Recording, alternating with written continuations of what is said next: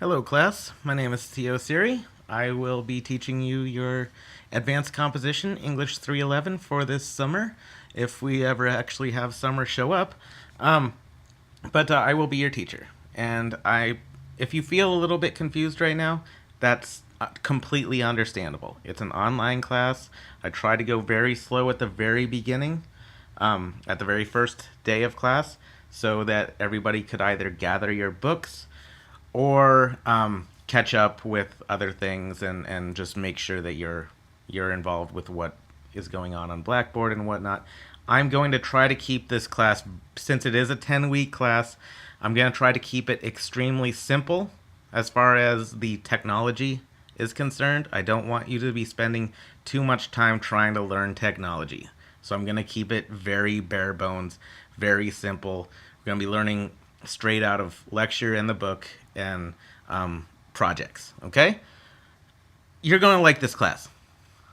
I can almost promise you that. It's got a I love the theme of this course, and I think you will as well. What I'm gonna do in this class, or what we're going to do, is we're going to try to model this class after the rhetorical teachings of the ancient rhetors. I believe, and I know that I'm not the only one who believes this.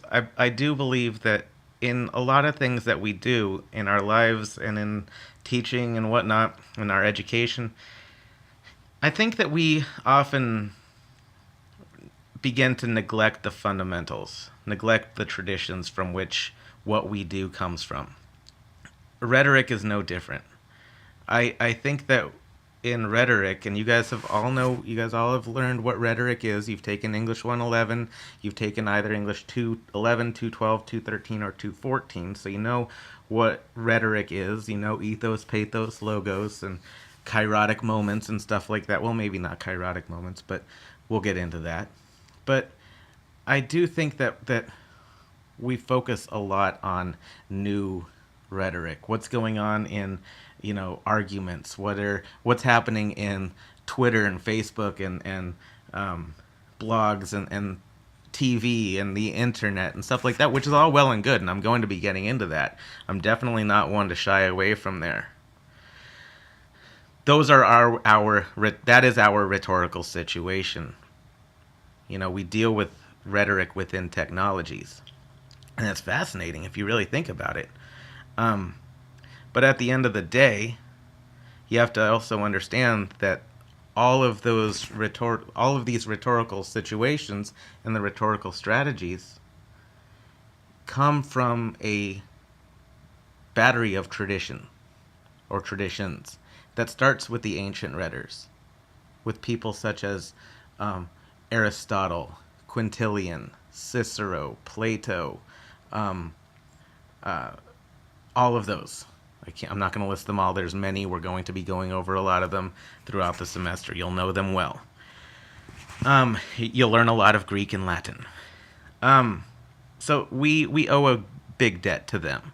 So what I'm going to try to do, and what the authors Crowley and Hahi of your ancient rhetorics book are going to try to do, is take those ancient teachings and apply them to our rhetorical strategies of today. And so you'll be able to blend the new and the old.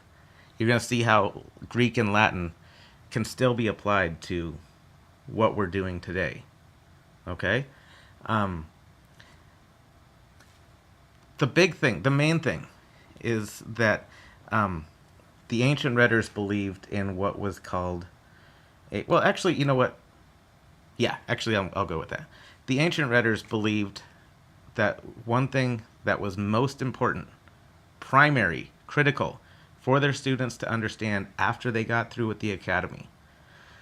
So their main pedagogical imperative, what they wanted them to learn and gain, which is what I want you guys to gain, is what's called a copia. And a copia is, I guess the best I could call it would be a battery. It's a battery, or it's a collection of tools, strategies, and vocabulary in which you can you can rhetorically react appropriately and effectively in any rhetorical situation. So you'll know, well, a saying that's attributed to Aristotle is that it's not so much what you are saying, but the manner in which you are speaking it. You see what I'm saying? So, the ancient rhetors wanted their students, and I want for you guys, as well as for myself, to be able to react appropriately in any situation. So if you're approached, say you're walking down the street, and somebody approaches you with something, some opinion. They give you their opinion. And you normally would react with straight up argument. You see the manager and the umpire on the top right? They're just yelling. One's saying his opinion, the other person's saying his opinion.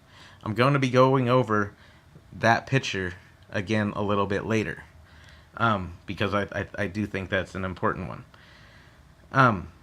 But so, by the end of this semester, I want you guys to be very firmly exercised in the arts of rhetoric, or the arts of being able to speak effectively at any given moment. So that by the end of this class, I want you guys to be well-spoken individuals. And I think that's something that we don't do a lot of focus on. We do a lot of focus on sounding smart, but it's one thing to sound smart. It's another thing to actually be well-spoken. And it's also another thing to understand when somebody is approaching you, when they are speaking. It's also important to know how they are speaking. When they are speaking to you, or when you are watching an argument on TV or on the internet or something like that, or you're reading an article, you should be able to break apart those arguments and see not just what they are saying, but understand how they are saying it, how they are delivering it. And once you understand how they are speaking, and then what they are saying, you can respond in a way that is most effective. The guy in the top right, they're just yelling at each other. So, are they going to get anywhere? Probably not, because they're just yelling back and forth. I want you guys to be able to speak effectively in order to allow the discussion to actually go somewhere. And I'll get into that a little bit later, okay, in the next video. I'm coming at you with about 2, possibly 3 video lectures today. I might put myself on them. I have no idea yet. I don't like to be seen. But anyways, one way that the copia is created, and I'll get into this a little bit more in another video, but one way the copia is created, and a way that you're going to be exercising your rhetorical knowledge, is through what Quintilian coined as the progymnosmata. The progymnosmata, say it with me, progymnosmata. You will know that term very well. The progymnosmata are a battery of about 14 different exercises, rhetorical exercises, in which you will be exercising your different rhetorical strategies. They might seem kind of foolish at first. They will be engaging. You'll wonder why you're doing them.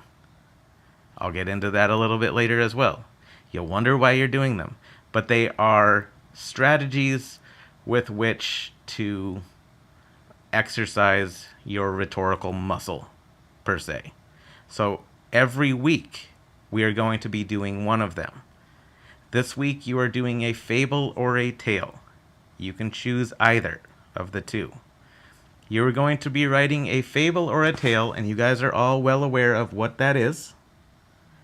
If not, you can look it up. It's in your book. If you don't have your book, I'm sure you can find a good definition of a fable or a tale. What I want you to do is, for this class, your first exercise is you are going to come up with a moral. Like a moral of the story is, by the way, you'll come up with an idea. Say your idea is to save money. Well, there are different fables. You guys all know Aesop's fables, Mother Goose, those things. They all have a different moral to the story. But instead of coming out and just saying, save money, and then that being it, they couch it within a story. And so you learn from the story a particular lesson. Does that make sense? So in your fable or tale, you are to, within 1 to 2 pages, double spaced, 12-point font, you are to tell a story that has a moral. But nowhere within the story are you to tell what the moral is. That's for the second part of this, which I'll tell you about in a bit. Okay? Does that make sense? I'm going to be putting up instructions on the announcements about how that's going to be. Okay? Okay. I'm going to turn it off right now to let you guys step back and not regurgitate, but think about this, and then load up another video right away. Okay. Hope you guys are all well. Take care. Bye for now.